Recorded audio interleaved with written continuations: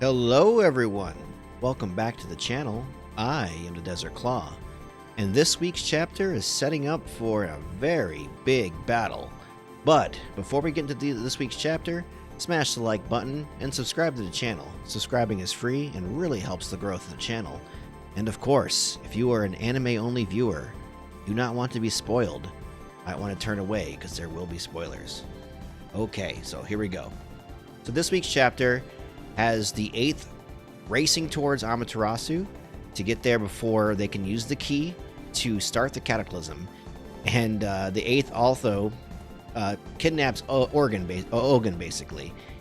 Just says, hey, what you're joining us. So they race towards it, and we get some more of Vulcan and his family, basically. So Vulcan's going to infiltrate by himself Amaterasu with Lisa and Yu, which tells me that we're going to get a battle between Giovanni, Vulcan, Lisa, and Yu.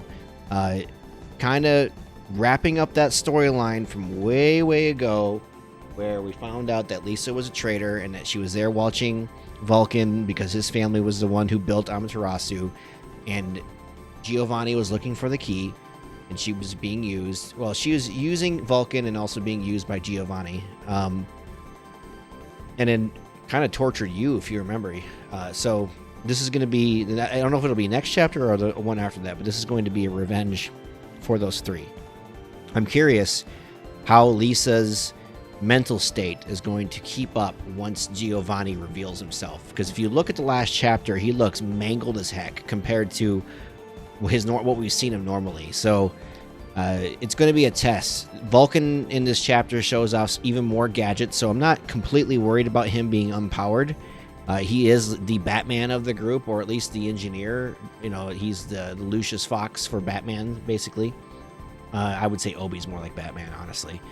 But yeah, I really hope her mental state holds up. She did come through during the fight with Dragon prior to him basically murking Arthur, and now Arthur is going to get his revenge, and I'll get to that a little later. So yeah, Vulcan and his crew are going into Amaterasu, and then the rest of the 8th, including Arrow and Orgun, will be outside defending the door.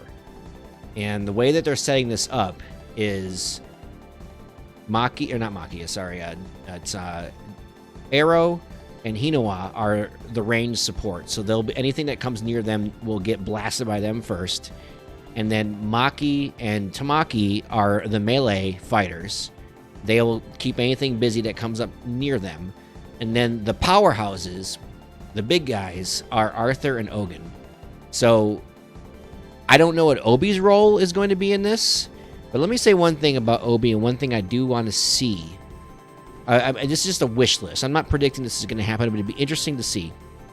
So because Adolla is now encroached on the world as close as it's ever been, you see tons of infernals. People are linking up or getting near, or their doppelgangers are encroaching upon them, and they're turning into infernals. Three of our members of the 8th, I almost forgot about our boy Licht. Vulcan, Licht, and Obi are immune so far. I don't know. I don't want to say it's the plot armor. I think there's going to be a reason.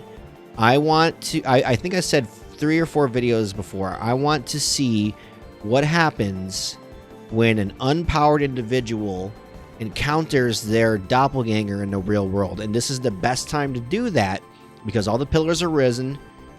All the pillars are in Adolla. The human pillars are in Adolla. The dimension has never been closer. Plot-wise, to see a doppelganger of an unpowered individual is extremely high, especially later on in this chapter where Ritsu shows up with Charon, and Ritsu uses her Necropyro ability to summon infernals. But, and maybe I'm just looking too much into this, the infernals she summons they look like demons / doppelgangers. And I wonder if one of those could be Obi's doppelganger. And while they have their chess pieces set up, Obi doesn't have a defined role right now, and I think that's what's going to happen. And it's going to be extremely interesting to see how an unpowered person fights their obviously powered doppelganger. So we'll see if that. I'm not saying that's going to happen. I think that's on my wish list. I want to see if that's where this goes. So, Chara and Ritsu show up to fight everybody else, and one-on-one, I think Orgun and Arthur are going to have to fight them first. But at the end of this chapter, Dragon is there too. So I don't know. Maybe it'll be like Maki and Tamaki versus Ritsu, and Orgun versus Charon. I think that's going to be the best matchup. I think Orgun is going to be the best matchup against Charon because Charon is really powerful. Really powerful. And Orgun, once he uses his ability that just enhances his entire body, he is also a force to be reckoned with. So I could see Tamaki and Maki fight Ritsu and her horde of golems, if that's what they are, or doppelgangers or demons. I'm not too sure. And then Orgun versus Charon, and then Arthur goes straight for Dragon. So that's where we're at with this chapter, and those are my like, I don't know if I want to call them theories. I just think it's a wish list. I would like to see that explained. What happens if an unpowered individual runs into their doppelganger in the real world at this time with the way the story is at now? Would Obi become powered? Would he just stay the same? I don't know. And Vulcan and Licht are also at risk of this. And I don't know if it's just due to plot armor that nothing's happening to them. Because even they're the only unpowered individuals on the team now that Iris is the pillar. So that's where I'm at with that.